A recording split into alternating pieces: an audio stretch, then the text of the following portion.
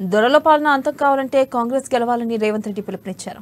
తెలంగాణలో ఇందిరమ్మ రాజ్యం రావాలన్నారు. కేసీఆర్ అవినీతికి మేడిగడ్డ బలైపోయిందని బోత్కు నీళ్లు రాకపోవడానికి కేసీఆర్ కారణమన్నారు. బోత్లో కాంగ్రెస్ అభ్యర్థిని గెలిపించాలని, కాంగ్రెస్ అధికారంలోకి రాగానే ఆదిలాబాద్ ను దత్తత తీసుకుంటారని హామీ ఇచ్చారు. ఈ బోత్ గడ్డ మీద ఎమ్మెల్యేగా గెలిపిస్తాను, నాది జిమ్మెదారి. డిసెంబర్ 9 నాడు ప్రభుత్వం ఏర్పాటు చేసి డిసెంబర్ 31 తారీఖు లోపల మీకు రెవెన్యూ డివిజన్ ఇచ్చే బాధ్యత కాంగ్రెస్ పార్టీది. డిసెంబర్ 31 తారీఖు లోపల కుంటి ప్రాజెక్టు పనులు మంజూరు చేసి ప్రారంభోత్సవానికి వచ్చే బాధ్యత నాది. మీ ప్రాంతానికి డిగ్రీ కాలేజ్ మంజూరు చేసి శిలాఫలకం వేయించే బాధ్యత నాది. మీరు అడిగిన 3 డిసెంబర్ 3 తారీఖు నాడు ఆడ గజేందర్ ఎమ్మెల్యే గెలిచిన ఫలితం వస్తే 31 తారీఖు లోపల మీ డిగ్రీ కాలేజ్, మీ కుంటి ప్రాజెక్ట్, మీ రెవెన్యూ డివిజన్, మీ 3 విజ్ఞప్తులను మంజూరు చేసే బాధ్యత పిసిసి అధ్యక్షుడిగా నేను తీసుకుంటా.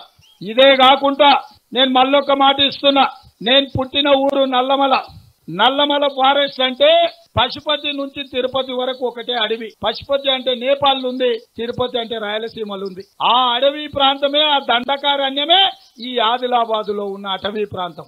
గోదావరి పరివాహక ప్రాంతం అంతా అటవీ ప్రాంతం.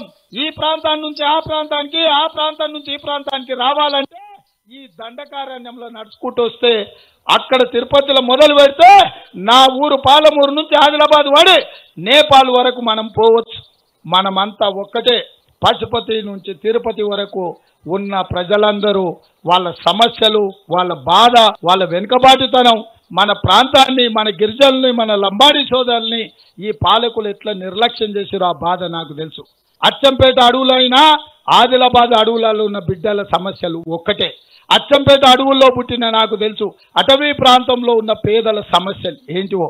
అందుకే ఈరోజు ఆదిలాబాద్ నుంచి అచ్చంపేట అడవుల వరకు ఈ ప్రాంతంలో ఎక్కడైనా ఎవరైనా కాంగ్రెస్ పార్టీని గెలిపించారు.